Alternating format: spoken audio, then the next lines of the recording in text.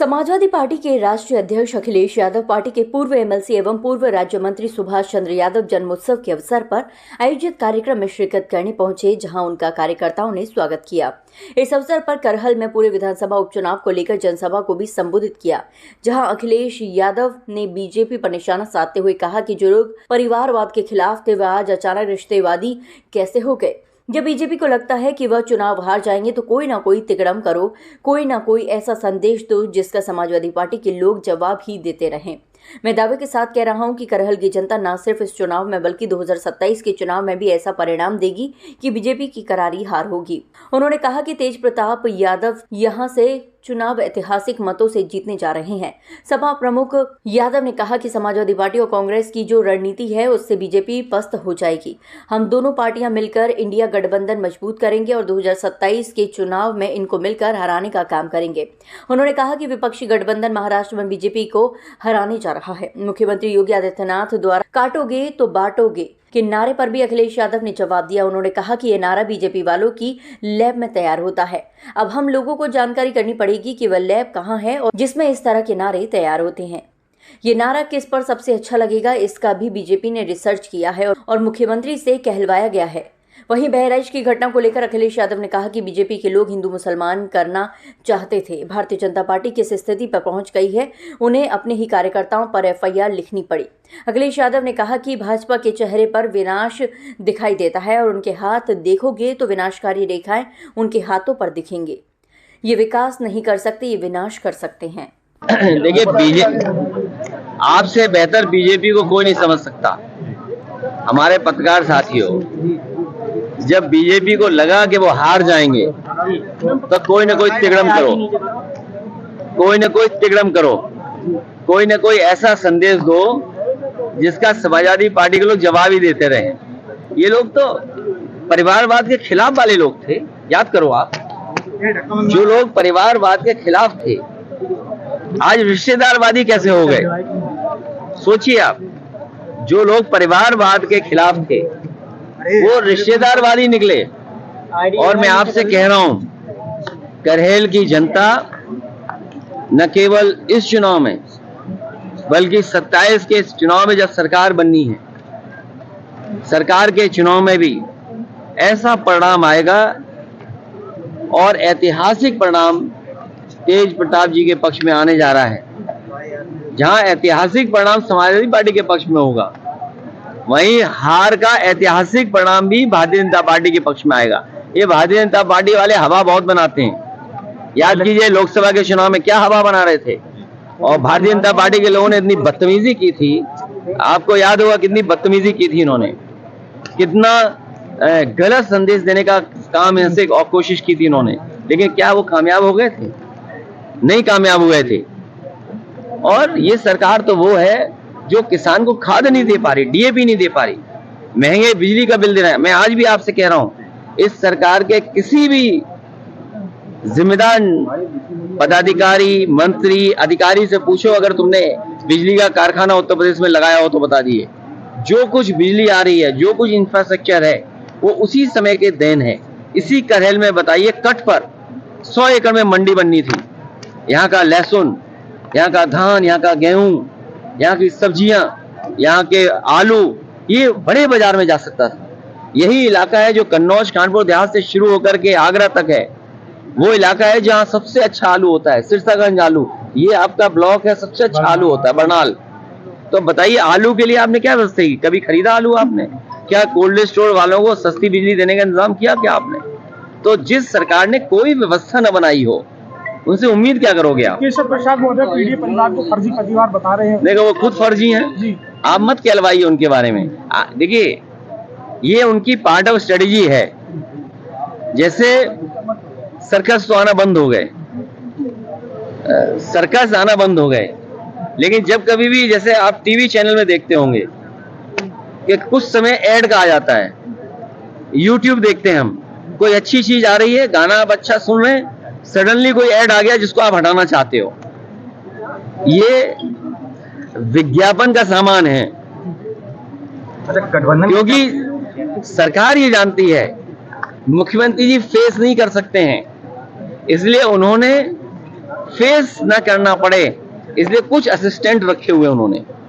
वो ये भी ये फेस तो मुख्यमंत्री को करना चाहिए ना। कहना ये भी है कि गठबंधन जो है फटाई में जा चुका है और जहाज जो डूबने वाला है गठबंधन का। देखिए, आप बेहतर समझते होंगे, समाजवादी और कांग्रेस की जो रणनीति है उसी से पस्त हो गए।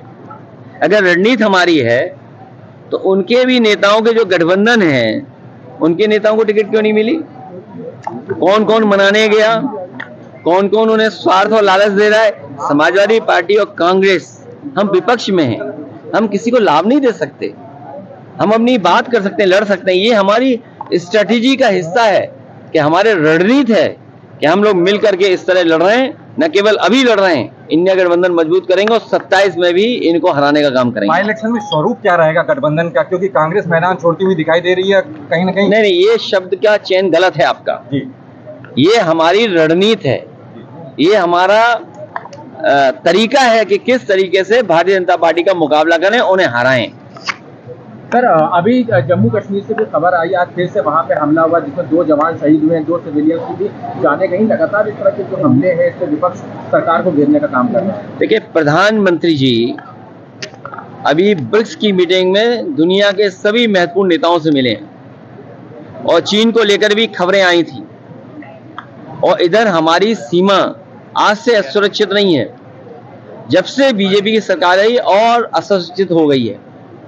हमारी सिक्योरिटी फोर्सेस के लोग, पैरामिलिट्री के फोर्सेस के लोग और आर्मी के लोग बड़े पैमाने पर शहीद हो रहे हैं, उनकी जानें गई हैं। और अगर हम आंकड़े निकालेंगे तो सबसे ज्यादा फेलियर कश्मीर इशू पर, हमारी बॉर्डर सिक्योरिटी पर और इंटरनल सिक्योरिटी पर अगर कोई फेल हुआ है तो वो भारतीय जनता पार्टी है।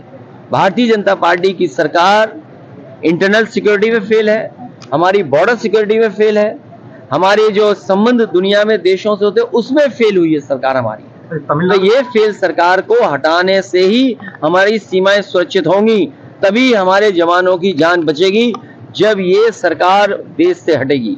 तमिलनाडु के मुख्यमंत्री का कहना है कि वहाँ पे हिंदी थोपा जा रहा है, कुछ लोग का प्रयास है क्या वहाँ हिंदी थोपने का, और वो इसका विरोध कर रहे हैं। देखिए, आज हिंदी, अंग्रेजी या भारतीय भाषाओं की बहस की जरूरत नहीं है। भारतीय भाषाएं और भारतीय भाषाएं आगे बढ़े, उनका सम्मान हो, उनका संवर्धन हो, उसके पक्ष में हमेशा समाजवादी रहे। भारतीय भाषाएं जो भी हैं उनका संवर्धन हो, उनको और आगे बढ़ने का मौका मिले, उन भाषाओं का सम्मान हो, उसके पक्ष में हमेशा समाजवादी लोग रहे।